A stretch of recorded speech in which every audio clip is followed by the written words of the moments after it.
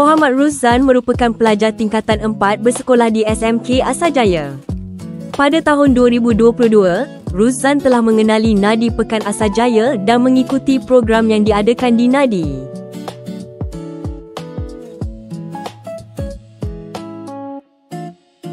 Sebagai seorang pelajar sekolah menengah, Ruzan mempunyai pengetahuan yang terbatas berkenaan dengan keselamatan di internet seperti cara melindungi data peribadi. Selain itu, Ruzan juga telah sedar akan bahaya dalam penggunaan internet seperti pengantunan siber.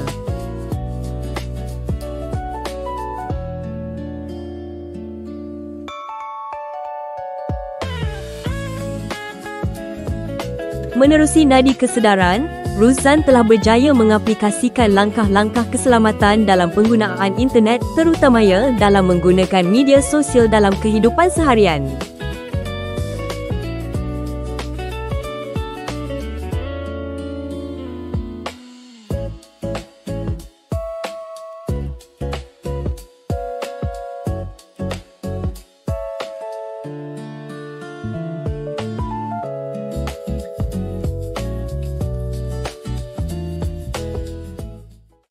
Nadi kesedaran mengajar saya untuk berwaspada dengan bahaya internet dan juga cara menggunakan media sosial dengan selamat.